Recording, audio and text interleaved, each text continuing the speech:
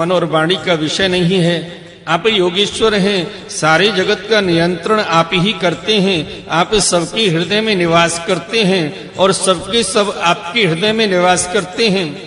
आप भक्तों के एकमात्र वांछनीय यदवंश शिरोमणि और हमारे स्वामी हैं। जैसे एक ही अग्नि सभी लकड़ियों में व्याप्त रहती है, वैसे एक ही आप समस्त प्राणियों के आत्मा हैं। आत्मा के रूप में होने पर भी आप अपने को छिपाए रखते हैं, क्योंकि आप पंचकोश रूप गुफाओं के भीतर रहते हैं। फिर भी पुरुषोत्तम के रूप में, सबके नियंता के रूप में और सबके साक्षी के रूप में आपका अनुभव होता है। हे प्रभु, आप सबके अधिष्ठान और स्वयं अधिष्ठान रहित हैं। आपने सृष्टि के प्रारंभ में अपनी माया से ही गुणों की सृष्टि की और उन गुणों को ही स्वीकार करके आप जगत की उत्पत्ति, स्थिति और प्रलय करते रहते हैं। यह सब करने के लिए आपको अपने से अतिरिक्त और किसी भी वस्तु की आवश्यकता नहीं है, क्योंकि आप सर्वशक्तिमान और सत्य संकल्प हैं। वही आप दैत्य प्रथम और राक्षसों का, जिन्होंने आजकल राजाओं का वेश धारण कर रखा है विनाश करने के लिए तथा धर्म की मर्यादाओं की रक्षा करने के लिए यदुवंश में अवतीर्ण हुए हैं। यह बड़े आनंद की बात है कि आपने खेल खेल में घोड़े के रूप में रहने वाले इस केसी दैत्य को मार डाला। इसकी हिनहाट से डरकर देवता लोग अपना स्वर्ग छोड़कर भाग जाया करते थे। हे प्रभु, अब परसों मैं आपके हाथों चांडूर मुष्टिक, दूसरे पहलवान कुबलिया पीड़ हाथी और स्वयं कंस को भी मरते देखूंगा। उसके बाद शंखासुर, कालियवन, मुर और नरकासुर का वध देखूंगा। आप स्वर्ग से कल्प वृक्ष उखाड़ लाएंगे और इंद्र के चींचपड़ करने पर उनको उसका मजा चखाएंगे। आप अपनी कृपा, वीरता, सौंदर्य आदि का शुल्क देकर वीर कन्याओं से विवाह करेंगे और जगदीश्वर आप द्वारिका में रहते हुए नृग को पाप से छुड़ाएंगे। आप जाम्बवती के साथ स्मंतक मणि को जामबान से ले आएंगे और अपने धाम से ब्राह्मण के मरे हुए पुत्रों को ला देंगे। इसके पश्चात आप पौंड्रक मिथ्या वासुदेव का वध करेंगे, काशीपुरी को जला देंगे, युधिष्ठिर के राजसूय यज्ञ में चेदीराज शिशुपाल को और वहां से लौटते समय उसके मौसेरे भाई दंतवक्त्र को भी नष्ट करेंगे। हे प्रभु, द्वारिका में निवास करते समय आप और भी बहुत से पराक्रम प्रकट करेंगे, जिन्हें पृथ्वी के बड़े बड़े ज्ञानी और प्रतिभाशील पुरुष आगे चलकर गाएंगे। मैं वह सब देखूंगा। इसके बाद आप पृथ्वी का भार उतारने के लिए काल रूप से अर्जुन के साथ सारथी बनेंगे और अनेक अक्षौणी सेना का संहार करेंगे। यह सब मैं अपनी आंखों से देखूंगा। हे प्रभु, आप विशुद्ध विज्ञान घन हैं। आपके स्वरूप में और किसी का अस्तित्व है ही नहीं। आप नित्य निरंतर अपने परमानंद रूप में स्थित रहते हैं, इसलिए सारे पदार्थ आपको नित्य प्राप्त होते हैं। आपका सत्य संकल्प अमोघ है। आपकी चिन्मयी शक्ति के सामने माया और माया से होने वाला यह त्रिगुणमय संसार चक्र नित्य निर्विक्त है, कभी हुआ ही नहीं। ऐसे आप अखंड एक रस सच्चिदानंद स्वरूप निरतिशय ऐश्वर्य संपन्न भगवान की मैं शरण ग्रहण करता हूँ। आप सबके अंतर्यामी और नियंता हैं, अपने आप में स्थित परम स्वतंत्र हैं। जगत और उसके अशेषों भाव अभाव रूप सारे भेद विभेदों की कल्पना केवल आपकी माया से ही हुई है। इस समय आपने अपनी लीला प्रकट करने के लिए मनुष्य का सा विग्रह प्रकट किया है और आप यदु, वृष्णि तथा शाश्वत वंशियों के शिरोमणि बने हैं। हे प्रभु, मैं आपको नमस्कार करता हूँ। श्री सुखदेव जी कहते हैं, हे परीक्षित, भगवान की परम प्रेमी भक्त देवऋषि नारद जी ने इस प्रकार भगवान की स्तुति और प्रणाम किया। भगवान के दर्शनों के आह्लाद से नारद जी का रोम रोम खिल उठा। तदंतर उनकी आज्ञा प्राप्त करके वे वहां से चले गए। नारायण नारायण नारायण। इधर भगवान श्री कृष्ण केसी को लड़ाई में मारकर फिर अपने प्रेमी एवं प्रसन्न चित्त ग्वाल वालों के साथ पूर्व व्रत पशुपालन के काम में लग गए तथा ब्रजवासियों को परमानंद वितरण करने लगे। एक समय वे सब ग्वाल वाले पहाड़ की चोटियों पर गाय आदि पशुओं को चरा रहे थे तथा कुछ चोर और कुछ रक्षक बनकर छिपने छिपाने का लुका लुकी का खेल खेल रहे थे। हे राजन, उन लोगों में से कुछ तो चोर और कुछ रक्षक तथा कुछ भेड़ बन गए। इस प्रकार वे निर्भय होकर खेल में रम गए। उसी समय ग्वाल का भेष धारण करके व्योमासुर वहां आया। वह मायावियों के आचार्य मायासुर का पुत्र था और स्वयं भी बड़ा मायावी था।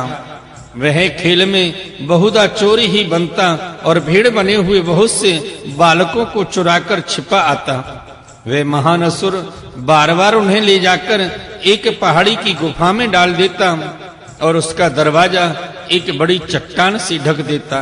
इस प्रकार ग्वाल वालों में केवल 4-5 बालक ही बचे रहे। भक्तवत्सल भगवान उसकी यह करतूत जान गए। जिस समय वह ग्वाल वालों को लिए जा रहा था, उसी समय उन्होंने जैसे सिंह भेड़िए को दबोच ले, उसी प्रकार उसे धर दबोचा। व्योमासुर बड़ा बली था। उसने पहाड़ के समान अपना असली रूप प्रकट कर लिया और चाहा कि अपने को छुड़ा लूं, परंतु भगवान ने उसको इस प्रकार अपने शिकंजे में फांस लिया कि वह अपने को छुड़ा ना सका। तब भगवान श्री कृष्ण ने अपने दोनों हाथों से जकड़कर उसे भूमि पर गिरा दिया और पशु की भांति गला घोंटकर मार डाला। देवता लोग विमानों पर चढ़कर उनकी यह लीला देख रहे थे। अब भगवान श्री कृष्ण ने गुफा के द्वार पर लगे हुए चट्टान के पिहान तोड़ डाले और ग्वालों वालों को उस संकटपूर्ण स्थान से निकाल लिया।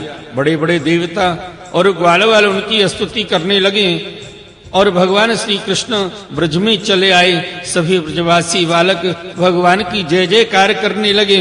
बोलिए बाल कृष्ण भगवान की जय, बोले श्रीमद् भागवत महापुराण की जय। आइए भक्त वृंदो, श्रीमद् भागवत महापुराण के 10वें स्कंद में 38वां अध्याय श्री अक्रूर जी की ब्रज यात्रा का प्रसंग श्रवण करते हैं। श्री सुखदेव जी कहते हैं, हे परीक्षित, महामती अक्रूर जी भी वह रात मथुरापुरी में बिताकर प्रातः काल होते ही रथ पर सवार हुए और नंद बाबा के गोकुल की ओर चल दिए। परम भाग्यवान अक्रूर जी ब्रज की यात्रा करते समय मार्ग में कमल नयन भगवान श्री कृष्ण की परम प्रेममयी भक्ति से परिपूर्ण हो गए। वे इस प्रकार सोचने लगे, मैंने ऐसा कौन सा शुभ कर्म किया है, ऐसी कौन सी श्रेष्ठ तपस्या की है, अथवा किसी सत्पात्र को ऐसा कौन सा महत्वपूर्ण दान दिया है जिसके फलस्वरूप आज मैं भगवान श्री कृष्ण के दर्शन करूंगा। मैं बड़ा विषयी हूँ। ऐसी स्थिति में बड़े बड़े सात्विक पुरुष भी जिनकी गुणों का ही गान करते रहते हैं, दर्शन नहीं कर पाते। उन भगवान के दर्शन मेरे लिए अत्यंत दुर्लभ हैं। ठीक वैसे ही जैसे शूद्र कुल के बालक के लिए वेदों का कीर्तन, परंतु नहीं, मुझ अधम को भी भगवान श्री कृष्ण के दर्शन होंगे ही, क्योंकि जैसे नदी में बहते हुए तिनके कभी कभी इस पार से उस पार लग जाते हैं, वैसे ही समय के प्रभाव से भी कहीं कोई इस संसार सागर को पार कर सकता है। अवश्य ही आज मेरे सारे अशुभ नष्ट हो गए। आज मेरा जन्म सफल हो गया, क्योंकि आज मैं भगवान के उन चरण कमलों में साक्षात नमस्कार करूंगा जो बड़े बड़े योगी यतियों के भी केवल ध्यान के ही विषय हैं। अहो, कंस ने तो आज मेरे ऊपर बड़ी ही कृपा की है। उसी कंस के भेजने से मैं इस भूतल पर अवतीर्ण स्वयं भगवान के चरण कमलों के दर्शन कर पाऊंगा, जिनके नख मंडल की कांति का ध्यान करके पहले युगों के ऋषि महर्षि इस अज्ञान रूप अपार अंधकार राशि को पार कर चुके हैं। स्वयं वही भगवान तो अवतार ग्रहण करके प्रकट हुए हैं।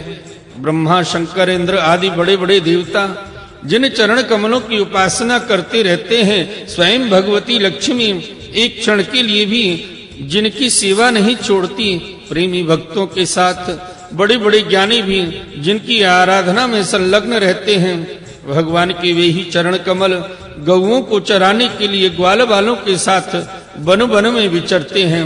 वे ही सुर मुनि वंदित श्री चरण गोपियों की वक्षस्तर पर लगी हुई केसर के रंग से रंग जाते हैं, चिन्हित हो जाते हैं। मैं अवश्य अवश्य उनका दर्शन करूंगा। मरकत मणि के समान सुस्निग्ध कांतिमान उनके कोमल कपोल हैं। तोते की ठोर के समान नुकीली नासिका है, होठों पर मंद मंद मुस्कान, प्रेम भरी चितवन, कमल से कोमल रत्नारे लोचन और कपोलों पर घुंघराली अलकें लटक रही हैं। मैं प्रेम और मुक्ति की परम दानी श्री मुकुंद की उस मुख कमल का आज अवश्य दर्शन करूंगा, क्योंकि हरिणी मेरी दाईं ओर से निकल रही हैं। भगवान विष्णु पृथ्वी का भार उतारने के लिए स्वेच्छा से मनुष्य की सी लीला कर रहे हैं। वे संपूर्ण लावण्य के धाम हैं, सौंदर्य की मूर्तिमान निधि हैं। आज मुझे उन्हीं का दर्शन होगा, अवश्य होगा। आज मुझे सहज में ही आंखों का फल प्राप्त हो जाएगा। भगवान इस कार्य कारण रूप जगत के दृष्टा मात्र हैं और ऐसा होने पर भी